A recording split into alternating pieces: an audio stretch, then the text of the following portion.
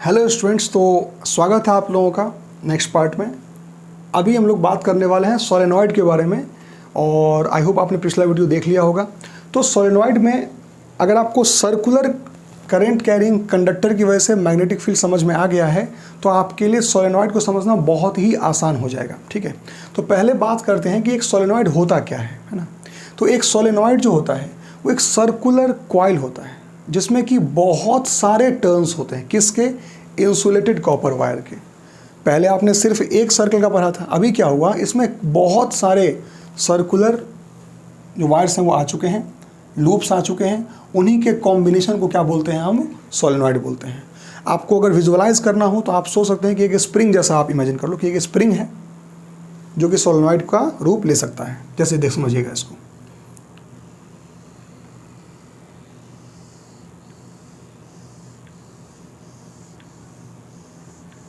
ये जो मैं शेप बना रहा हूं ये एक सोलेनॉइड है। ठीक है, सोलेनॉइड की खास बात होती है कि उसका जो रेडियस होता है ना, उसका जो डायमीटर रेडियस बोल सकते हैं, वो बहुत छोटा होता है as compare to its length. उसका लेंथ बहुत बड़ा होता है ना। चलिए, तो ये आपके सामने क्या बना हुआ है? एक सोलेनॉइड बना हुआ है। इसको समझना आपको पड़ेगा कैसे।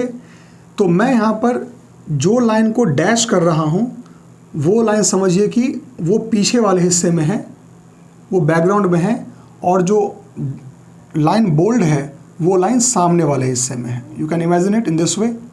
ठीक है ना। तो जो हिस्सा आपको यहाँ दिख रहा है सामने वाले हिस्से में दिख रहा है, ये हिस्सा जो है वो बोल्ड है, वो सामने का हिस्सा है, और जो डॉटेड में है वो कहाँ है? वो पीछे का हिस्सा है। इससे आपको इसको सोचने में काफ़ी हेल्प मिलेगा और आपको भी डायग्राम को ऐसे ही बनाना चाहिए। मैं इसको थोड़ा और बोल्ड करें ताकि आपको समझने में इजी हो। This is the solenoid. तो आप देख सकते हैं इसमें कई सारे टर्न्स होते हैं। There are many turns in the solenoid.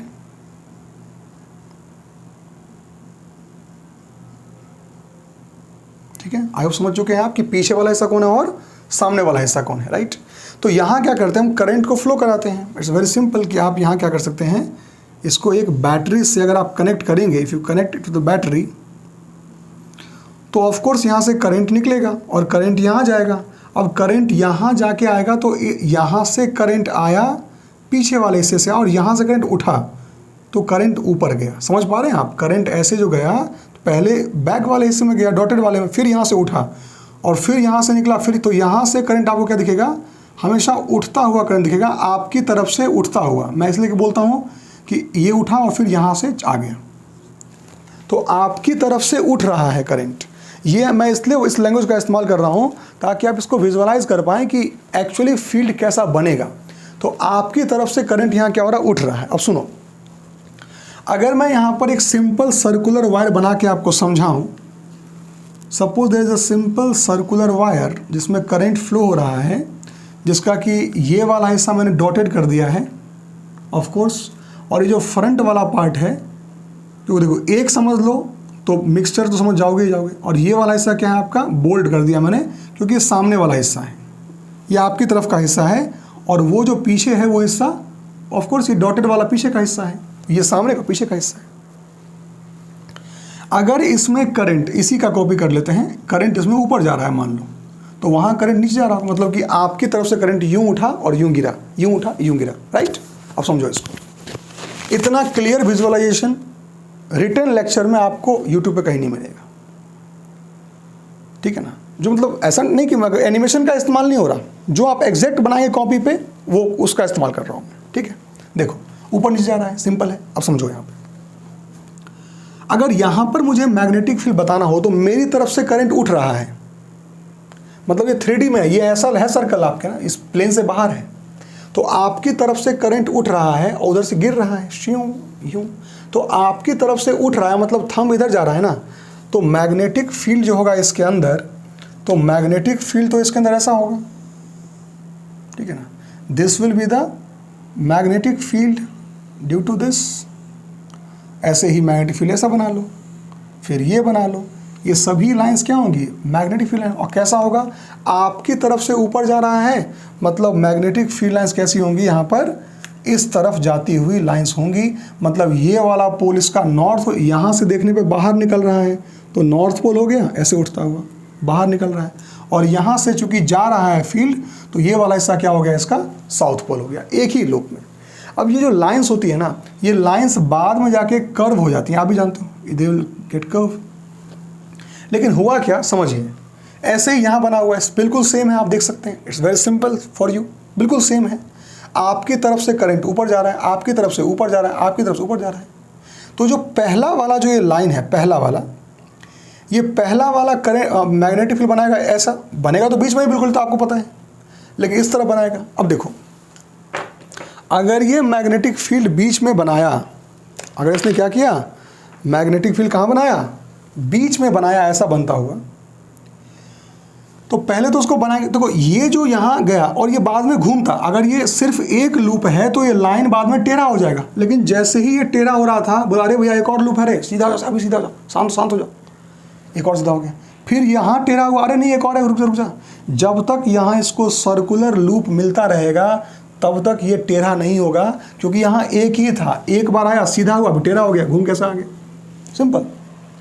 लेकिन यहाँ क्या हुआ, यहाँ उसको लगातार सर्कुलर पे सर्कुलर लूप मिल रहा है, तो क्या होगा कि वो सीधा ही रहेगा। मतलब कि इसके अंदर जब तक वो मूव करेगा तब तक वो सीधा ही रहेगा, इसके अंदर जब तक वो मूव करेगा तब तक वो सीधा रहेगा। इसके बाहर निकलने के बाद वो जो करे वो करे, लेकिन जब तक वो इसके अंदर मूव करेगा तब तक वो क्या रहेगा, इट विल बी स्ट्रेट। और आपके सामने मैं डायग्राम बना रहा हूँ तो आपके लिए समझना काफ़ी आसान है। और ये लाइंस बन के तैयार हो गई हैं, है ना। और आई होप आपने डेफिनेशन नोट कर लिया होगा, तो मैं इसको भी रब करके इसको थोड़ा ऊपर बना देता हूँ। देखो ध्यान से, तो ये जो लाइंस निकली है ना, ये लाइंस बाद में खुद को जाके कर्व करेंगी, ठीक है ना, क्योंकि अब इसके बाद थोड़ा ना सर्कल लूप है। तो ये लाइंस यहाँ से निकला और यूं निकला और यूं घूम के ऐसा आ गया, पहला वाला पूरा हो गया। ऐसे ही ये भी निकला और ये भी आ गया, ये पूरा हो गया। ऐसे ही यहाँ से निकाल दो तो ये पूरा हो गया, है ना। ऐसे ये निकाल दो तो ये पूरा हो गया। ऐसे बहुत बना, मैंने तो बहुत सारा बना दिया, ऐसे इतना क्या बनाओगे, है ना। लो ये सब क्या हो गया, एक और बना, इसको ऊपर भेज देते हैं। तो ये जो मैंने बनाया है, जैसा भी बनाया है डायग्राम, ठीक है ना। तो ये मैग्नेटिक फील्ड ड्यू टू क्या है, एक सोलेनॉइड का डायग्राम है। आप बताइए क्या ऐसा ही फील्ड आपको दिखता है बार मैग्नेट का? बिल्कुल सेम दिखता है, बिल्कुल सेम। मैं कहता हूँ 1% भी अंतर नहीं है। अंतर तो है वैसे, अंतर शेप तो वही है, लेकिन अंतर है, इसमें 2 अंतर हैं। और बोर्ड में पूछा भी गया था कि 2 अंतर कौन कौन से हैं, राइट। तो देखते हैं, सुनो ध्यान से। ये जो आपको शेप मिला है, तो मैग्नेटिक फील्ड लाइंस, देखो ध्यान से, आपकी तरफ से ऊपर जा रहा था तो लाइंस यूं निकल रही थी, यूं निकल, आपकी तरफ से ऊपर जा रहा है ना, देखो आपकी तरफ से ऊपर जा रहा है तो थंब ऐसा, तो थंब इधर गया। तो ये वाला जो हिस्सा है वो नॉर्थ पोल की तरह बिहेव करेगा, और यहाँ से लाइंस अंदर जा रही हैं तो ये वाला साउथ पोल की तरह बिहेव करेगा, ठीक है जी।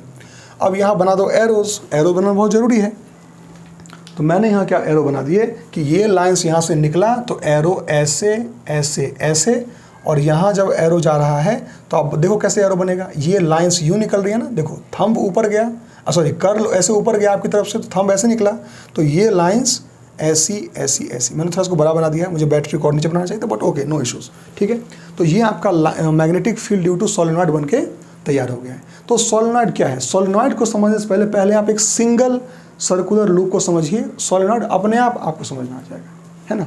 तो ये आपका हो गया magnetic field due to solenoid. इसकी कुछ प्रॉपर्टीज़ होती हैं, उसको हम पहले नोट कर लेते हैं, फिर आगे बात करेंगे, ठीक है। चलिए, तो सबसे पहले इसके बारे में क्या लिखेंगे हम लोग। The first property of magnetic field due to solenoid, लिखेंगे द मैग्नेटिक फील्ड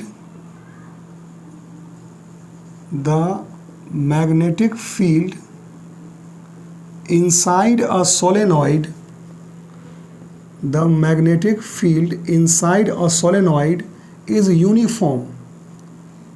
अंदर अगर सोलेनॉइड की बात की जाए तो ये लाइंस बिल्कुल पैरेलल हैं, बाद में जाके देखो डिस्टेंस बढ़ गया, लेकिन अंदर तो बिल्कुल सीधा है ना, तो इट इज़ यूनिफॉर्म, अंदर जो है वो यूनिफॉर्म होता है। नंबर 2 नोट करेंगे, a current carrying solenoid, a current carrying solenoid behaves as bar magnet. अगर आप इसके फील्ड को कंपेयर करें, लेक्चर नंबर 1 में मैंने पढ़ाया था आपको, तो उसका जो कॉपी में आप नोट किया हो तो आप पीछे पलट के देख सकते हैं कॉपी, उसका जो शेप है वो लगभग ऐसा ही है जैसा कि बार मैग्नेट का होता है, राइट। अब सवाल ये उठता है कि हम इस फील्ड को जो है, ये जो मैग्नेटिक फील्ड बना है, इसमें कुछ सिमिलरिटीज़ हैं, कुछ डिफरेंसेस हैं एक्चुअली, है ना। तो जैसा कि बार मैग्नेट में शेप बनता है वैसा ही आपको यहाँ भी शेप मिल रहा है, तो it is same as bar magnet. वहाँ भी नॉर्थ पोल होता है, साउथ पोल होता है, यहाँ भी नॉर्थ पोल साउथ पोल है, ये उसकी सिमिलरिटीज़ हैं, है ना। ओके चलिए, तो वहाँ भी देखोगे कि सेंटर में जाके मैग्नेटिक फील्ड लाइंस काफ़ी दूर दूर हो गई हैं, तो ऐसा ही बार मैग्नेट में होता है। तो ये कुछ सिमिलरिटीज़ हैं इसके, लेकिन मेन फोकस आपका है इसमें कि इसके डिफरेंसेस क्या होते हैं। What are the differences in magnetic field of a bar magnet and a solenoid, है ना। ये क्वेश्चन आप चाहें तो लिख सकते हैं, मैं आपको इसका आंसर बताता हूं, ध्यान सुनिएगा। पहला, अभी यहां पर नॉर्थ पोल साउथ पोल आपको दिख रहा है, अगर मैं यहां पर करंट के डायरेक्शन को उल्टा कर दूं, इसको पॉजिटिव इसको नेगेटिव कर दूं, तो करंट इसमें ऐसे जाना शुरू होगा, यानी करंट नीचे जाना शुरू होगा, टक टक टक टक टक नीचे, नीचे मतलब आपकी तरफ से नीचे, तो आप ऐसा फील्ड बनाएंगे तो ये नॉर्थ पोल हो जाएगा, साउथ पोल हो जाएगा। मतलब ये the polarity, the poles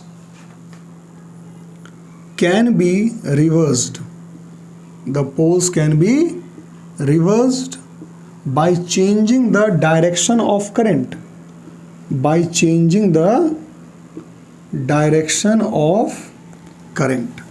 current के डायरेक्शन को जैसे ही आप बदलेंगे आपका ये पोल बदल जाएगा, लेकिन जो बार मैग्नेट होता है उसका पोल कभी नहीं बदलता, वो एक बार जो बन गया वो बन गया, उसमें कोई बदलाव नहीं होगा। लेकिन यहाँ जो पोल्स हैं उसमें बदलाव होता है, that is the difference between bar magnet and solenoid. Number 2, अभी हम इसकी प्रॉपर्टीज में जैसा हमने पढ़ा था कि अगर आप इसके नंबर ऑफ टर्न्स को बढ़ा दो तो आपका जो है ये पावर बढ़ जाता है, इसका मैग्नेटिक फील्ड बढ़ जाता है, ठीक है ना। या तो नंबर ऑफ टर्न्स बढ़ा दो या इसके अंदर के करंट को बढ़ा दो, तो वो भी लिख लेते हैं। The magnetic field strength, the magnetic field strength, the magnetic field strength can be changed by changing the number of turns, by changing the number of turns and current in the solenoid, and current in the solenoid, है ना। Number of turns और current in the solenoid को बदल के, current को और number of turns को बदल के आप क्या कर सकते हैं, आप इसके मैग्नेटिक पावर को बदल सकते हैं। लेकिन ऐसा कोई फैसिलिटी बार मैग्नेट में नहीं होता। बार मैग्नेट में एक बार जो फील्ड बन गया, एक बार जो तैयार हो गया, वही हमेशा कंटिन्यू रहेगा, आप उसको चेंज नहीं कर सकते। These are basically 2 differences between the solenoid and the bar magnet, right. तो इसके बाद हमें इसमें एक चीज़ और सीखना है, वो है कि इलेक्ट्रोमैग्नेट क्या होता है। मैंने टर्म क्या यूज़ कर लिया कि व्हाट इज़ इलेक्ट्रोमैग्नेट, नोट कर लेंगे। व्हाट इज़ इलेक्ट्रोमैग्नेट, अगर इलेक्ट्रोमैग्नेट को अगर मैं सोलेनॉइड कह दूँ तो कोई गलत नहीं होगा, it's almost similar to that, ठीक है। देखो यहाँ एक फील्ड बन रहा है, होता क्या है, आप 12th क्लास में पढ़ोगे कि हम यहाँ पर, ये तो एयर में ऐसे, मतलब हमने नॉर्मली कॉइल को ऐसे वाउंड अप कर दिया, लेकिन अगर हम इसके बीच में एक सॉफ्ट आयरन का कोर डाल दें, कोर समझते हैं, मतलब मटेरियल, कोर मटेरियल, जैसे ये है ना, मान लो ये सॉफ्ट आयरन का है, इसके ऊपर अगर हम वायर को लपेट दें, उस कंडीशन में इसकी जो मैग्नेटिक प्रॉपर्टी है वो काफ़ी ज़्यादा बढ़ जाती है ना। उसको हम टेक्निकल टर्म्स में परमिएबिलिटी बोलते हैं मटेरियल का, बट अभी आपको उतना समझ में नहीं आएगा, आपको जानना भी नहीं है ना। तो आप ये बस समझ लीजिए कि इसके बीच में अगर हम सॉफ्ट आयरन कोर मटेरियल डाल दें तो क्या होगा, इसका मैग्नेटिक जो पावर है, जो मैग्नेटिक फील्ड जो बना रहा है वो और कई गुना बढ़ जाएगा। तो अगर इसका मैग्नेटिक फील्ड कई गुना बढ़ जाएगा तो उस कंडीशन में जो ये मैग्नेट बन के तैयार हुआ है उसको हम बोलते हैं क्या, इलेक्ट्रोमैग्नेट। ठीक है, ये सिर्फ तब तक मैग्नेट है जब तक स्विच ऑन है। जैसे ही स्विच को आपने ऑफ किया, इसमें करंट फ्लो बंद हुआ, फील्ड बंद हुई, कहानी पूरा खत्म हो गया। ठीक है जी।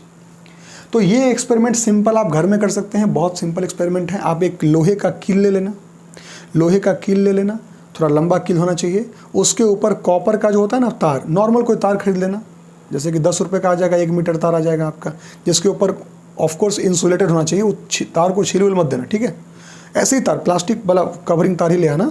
उस तार को क्या करना, इस मैग्नेट के ऊपर बढ़िया लपेट देना, अच्छे से बहुत ज़्यादा लपेट देना, और लपेट के ऊपर टेप अप मार देना बढ़िया। ठीक है, तो आपको क्या मिलेगा, आपको एक ऐसा कील जैसा मिलेगा, उस पर बहुत सारे ऐसे वायर लपेटे होंगे, ऐसे ऐसे ऐसे ऐसे, बहुत, और डबल और ट्रिपल और ट्रिपल कर दो, और कर दो, और ऐसे कर दो। ठीक है, तो ये जो कील है ना आपके पास, इस तार के एक हिस्से में कोई भी छोटा बैटरी ले आना, वो डूरासेल वाला कोई भी एक एवरेडी जो भी मन करे ऐसा लेके यहाँ लगा देना बैटरी, और देखना कि जो कील वाला हिस्सा जो बाकी है ना, लोहा का हिस्सा, उसमें तुम जो भी छोटा मोटा लोहे का सब्सटेंस चिपकाओगे वो तुरंत चिपक जाएगा उसमें। तो वो वो तो नॉर्मल कील है, एक तो वो तो लोहे का है, वो थोड़ा ना मैग्नेट है, वो तो है ही नहीं। लेकिन करंट का वायर जब उसके ऊपर ऐसा लपेट दिया आपने, तो वो एक मैग्नेट की तरह बिहेव करने लगा, और उसी तरीके के मैग्नेट को हम क्या बोलते हैं, इलेक्ट्रोमैग्नेट बोलते हैं। वो सिर्फ तब तक मैग्नेट की तरह बिहेव करता है जब तक कि आप उसमें करंट को पास करते रहेंगे। एक बार उसमें करंट फ्लो बंद हुआ, इसका मतलब कि उसमें पूरा का पूरा जो है, जो मैग्नेटिक प्रॉपर्टीज खत्म हो जाती है। तो आपका अगला क्वेश्चन जो मैं आपको लिखा रहा हूँ वो नोट करेंगे, difference between electromagnet and permanent magnet, है ना। और वो सोलेनॉइड और बार मैग्नेट का जो डिफरेंस है वो लगभग दोनों का सेम है। तो आपको नोट करना है कि difference between electromagnet and bar magnet. ठीक है जी। So write the question first of all,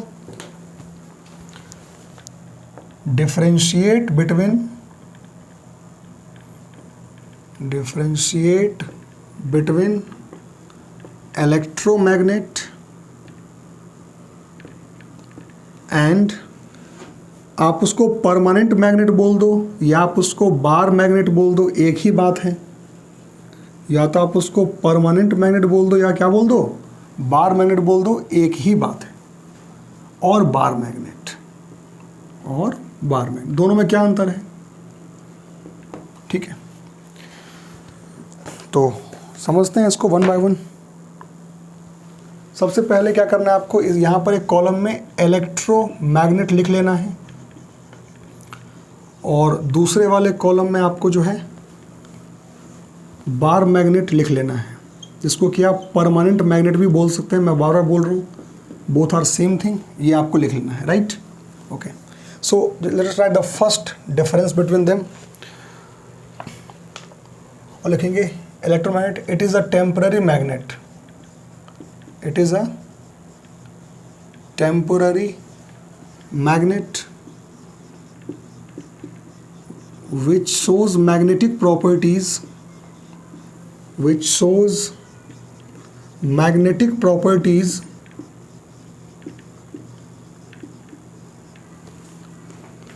only when only in the presence of current, only in the presence of current. जब तक उसमें करंट चलता रहेगा तभी तक वो मैग्नेट की तरह बिहेव करेगा, that's why it is called a temporary magnet. जबकि जो ये होता है, it is a permanent magnet, it is a permanent magnet, ये एक परमानेंट मैग्नेट है, and its magnetic properties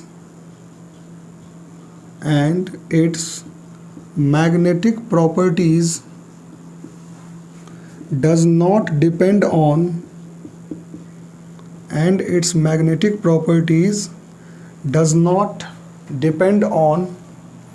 electric current. इसको इलेक्ट्रिक करंट पर, इसको कोई मतलब नहीं इलेक्ट्रिक करंट से। चुंबक है यार, आपके लैब में रखा होता है, क्या मतलब है उसको करंट है कि नहीं, वो तो मैग्नेट है अपना, दिखाएगा मैग्नेटिक प्रॉपर्टी। नंबर 2 की बात कर लेते हैं। तो लिखेंगे it has a strong magnetic field, it has strong magnetic field and that field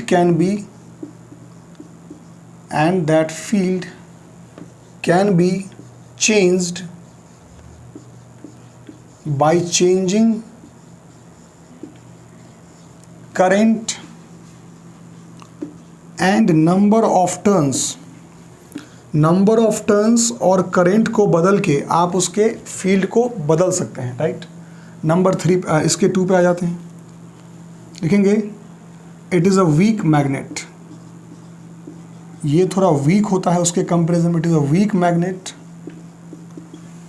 and its magnetic strength is fixed, and its magnetic strength जो है इज फिक्स्ड, उसका मैग्नेटिक स्ट्रेंथ फिक्स्ड होता है, उसको आप चेंज नहीं कर सकते। Number 3, the polarity of an electromagnet, किसी इलेक्ट्रोमैग्नेट की जो पोलैरिटी है can be reversed by changing the direction of current, current के डायरेक्शन को बदल के आप उसके पोलैरिटी को बदल सकते हो। मैंने बोला था नॉर्थ साउथ पोल तुरंत बदल जाएगा अगर आप करंट को उल्टा कर देते हैं। और यहाँ लिखेंगे it's polarity is fixed, electromagnet की जो पोलैरिटी होती है, बार मैग्नेट की पोलैरिटी होती है वो फिक्स होती है, जिसको आप चेंज नहीं कर सकते, राइट। तो ये आपको इतना समझना है, ठीक है। तो इस पार्ट में हम यही तक रखते हैं। इसके बाद मैं आपको पढ़ाऊंगा अगले पार्ट में one of the most interesting topic of physics, वो है इलेक्ट्रिक मोटर, है ना, जिसके बच्चों को बहुत इंटरेस्ट होता है कि इलेक्ट्रिक मोटर कैसे काम करता है ना, और बहुत ही डिटेल्ड वे में बताऊंगा आपको कि उसका मूवमेंट किस तरीके से होता है। ऑफ कोर्स बिना एनिमेशन के सिखाऊंगा आपको कि किस तरीके से हम उसको मूव करा सकते हैं, कैसे वो मूव करता है, वर्किंग क्या होती है, पार्ट्स क्या क्या होते हैं उसके अंदर, है ना।